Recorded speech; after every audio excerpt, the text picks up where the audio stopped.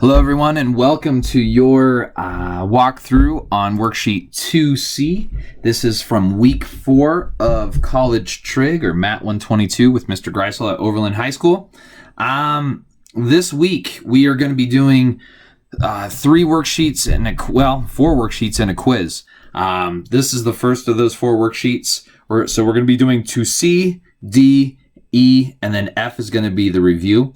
The other thing we're going to be doing is a quick quiz, and this quiz is going to be just over like the first couple worksheets in the chapter, so 2A and 2B. Like I said, it's going to be a real quick quiz, nothing too much to stress about, but you want to make sure you're prepared for that and have 2A and B done when you roll into class this week, okay? So this worksheet, we're talking all about kind of unit circle properties and stuff like that. So, kind of just what we've been talking about in this chapter already, and then some SOHCAHTOA stuff as well. Okay, so first problem I want to look at is number 3. So for number 3, what they ask us to do, hold on one second. Okay, so for number 3, they say verify that this point that they give you the coordinates of lies on the unit circle, and then find the exact values for all 6 trig functions. So first thing you have to do on this is you have to figure out what the hypotenuse is. For it to be on the unit circle, it would have to have a hypotenuse of 1 because the unit circle has a radius of 1. So if the hypotenuse is not 1, it's not on the unit circle. If it is 1, it's on the unit circle. So pretty straightforward. So for the first one, we're going to just use, they gave us how much we go to the right. They gave us how much we go up. So they gave us both legs. They did not give us the hypotenuse. So we got to use Pythagorean theorem. So we square 4/5, we square 3/5. You get 16 25ths and 9 25ths. Add those together, you get 25 25ths, which is just 1. Screw with that, you still get a 1. So the hypotenuse is 1. So this is on the unit circle for sure. So then we got to find all 6 trig functions. Well, the reason we found the hypotenuse was to make sure it was on the unit circle, but also now we have all 3 sides, and we're going to be able to find all 6 trig functions using that central angle. So sine of x is opposite over hypotenuse. So that 4/5 is going to be divided by 1. Divide anything by 1 and it doesn't change it. So we're left with just 4/5. And that is our answer, just 4/5. Okay, cosine is adjacent over hypotenuse, so 3/5 over 1 or just 3/5. Tangent is going to be the trickiest one on here. You're going to get opposite over adjacent.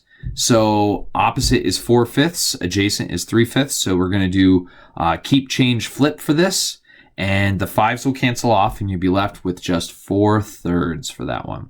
Now, cosecant, secant, and cotangent are just the reciprocals, or the answers for sine, cosine, and tangent just flipped. So sine is the opposite of cosecant. So instead of 4/5, we flip it upside down, and now it's 5/4. Cosine is the opposite of secant. So we take 3/5, flip it upside down, we get 5/3. And then cotangent, you can redo that all if you wanted, but we're just going to take those 4/3 that we got for tangent, flip it upside down, and you're going to get 3/4. So that is all done. Okay, let's look at number 7. So that's how you do the first 6 problems, okay? Numbers 7 through 12. I did a couple of these because these are pretty challenging. So for the first one, number 7, it just says just find all 6 trig functions. They don't care if it's on the unit circle for this one. Now, the point they gave us is -10, 0. So we go to the left 10, and we don't go up or down, anything, and we just put a dot. Okay. Now, this is going to be really hard if we just have a flat line. It's not really a triangle. So what I did to help me is I drew a triangle that's not possible. I drew an impossible triangle. And what I mean by that is it has a height of 0 because our triangle really here is on the flat line. So I know this triangle doesn't exist and it can exist, but if I make it like this, it's going to help me do all 6 trig functions. So it has a height of 0. We went back 10, so the bottom leg is -10, and I'm including that negative now because my trig functions have to be, have different positives and negatives, so I have to keep that with it. And now your hypotenuse is always going to be positive. The reason it's positive is because if you do Pythagorean theorem, all the squareds are going to get rid of your negatives, so never ever think of your hypotenuse as negative. Never have it be negative, okay? So using this impossible triangle, I'm going to go run through all 6 trig functions. So sine is going to be opposite over hypotenuse, which is 0 divided by 10. 0 divided by anything is 0, so that is 0. Cosine, I got negative 10, which is my adjacent, over 10. Negative 10 over 10 is negative 1, and that's done. Tangent is opposite over adjacent, so 0 divided by negative 10, and that's going to be 0. Okay. Now cosecant. This is where things get a little screwy. Cosecant is the opposite of sine. Sine was 0 over 10.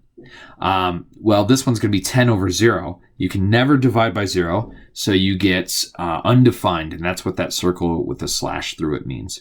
Secant is the opposite or reciprocal of cosecant, so negative 10 over 10 is just negative 10 over 10 again, so we're still going to get negative 1 for that. And now cotangent was 0, tangent was 0 over 10, so cotangent is going to be 10 over 0, which is not possible. So you just say empty set. Okay, number 10. Number 10 is very similar to what we just did, except now we're going to not have an impossible triangle. We'll have a regular triangle. So this one, we're going back 12 units, up 9 units. If you use Pythagorean theorem over here to the right, you're going to get a hypotenuse of 15. So this works out to be nice numbers. Okay, so for this, the only thing that's difficult on this is just keeping the sign straight. So 9 over 15, which reduces to 3/5, is my sine. Cosine is going to be negative 12 over 15, which reduces to negative 4 over 5. Tangent is opposite over adjacent, so negative 9/12, which reduces to negative 3/4. Cosecant is going to be the reciprocal of sine, so instead of 3/5, now it'll be 5/3. Secant is the reciprocal of cosine, so now it's going to be, instead of negative 4/5, it's going to be negative 5/4, and there is a negative sign in there. And then cotangent is the reciprocal of negative 3/4, so that's going to be negative 4/3, and that is all done. Okay, number 12. The only crazy thing about number 12, or thing that's different about this one, is now both numbers are negative. So we're going back 5, down 12. So the 5 is negative, the 12 is negative. Once again, the hypotenuse will always be positive, and I did Pythagorean theorem, found out that it is positive 13. So that's done. So for this, you will get your tangent being negative over negative, so that one is going to be positive on here, but all of the rest of them are pretty straightforward. So sine is negative 12 over 13, cosine is negative 5 over 13, tangent will be negative over negative, so positive 12 over 5, cosecant will be negative 13 over 12, secant will be negative 13 over 5, and then tangent is just going to be, once again, negative over negative, it's going to be 5 over 12, and everything's positive. Okay? Let's look at number 15. Now, number 15 says, find the exact value for all the 5 trig functions. And by exact, they mean don't get any decimals. And, yeah, so these are kind of tricky because they tell you one of them and you have to find the other 5. Now, they have to tell you what quadrants it's in, because tangent is positive in 2 different quadrants. It's positive in quadrant 1 and quadrant 3.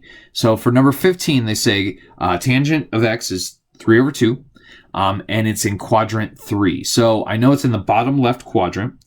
The 3 over 2, well, it's opposite over adjacent. So the opposite is a 3, and it's opposite of my angle. The 2 is my adjacent, it's next to my angle. And now you might be saying, well, how'd you know they were both negative? You wrote that on here. Well, why are they negative? Because they look like they're positive.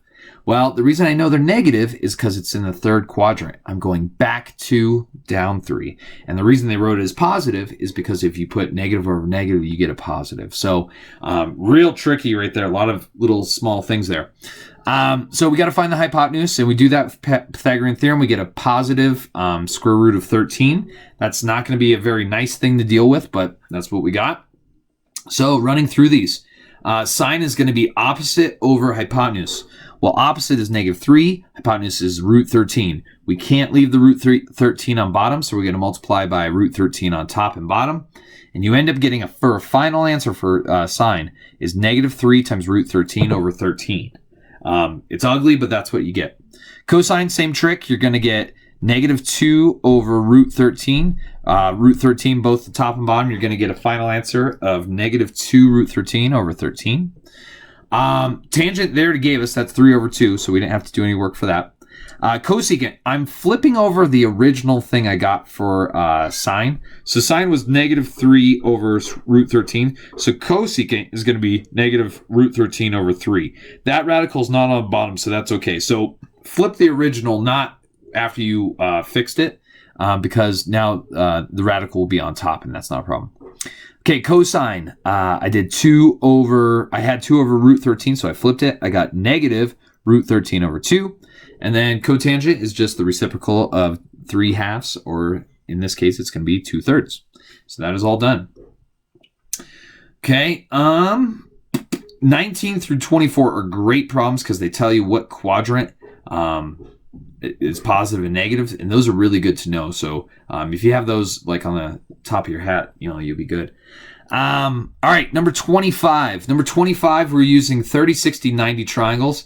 I kind of goofed and forgot about that when I started this problem, so I was using tangent, which is okay because you get the same thing. But I did tangent of 30 is 7 over x because it's opposite over adjacent. You end up with 7 over tangent of 30, and I got 12.12, blah, blah, blah, blah. Well, then I recognized, oh yeah, it's 30, 60, 90. What am I doing? And I recognized it was just going to be 7 times root 3 because 7 is the shorter leg of your 30, 60, 90. So that's 7 root 3, and those equal each other. And then if you double that 7, you're just going to get 14 for the y side. I did it with trig functions, and it turns out to be exactly 14, even though it has that sign involved. You don't get anything ugly. So that is that. And that's the last 3 problems. They're just looking at a review of 30, 60, 90s. Okay, so that is it for worksheet 2C. If you guys should have any questions, a really good spot to start with this is the answer key, because I worked out everything, and I did a pretty good job showing my work and drawing pictures that hopefully are helpful. But yeah, go through that. If you get stuck, email me and I'll try and sort you out individually. But that is it. Have a lovely day, and I'll talk to you later.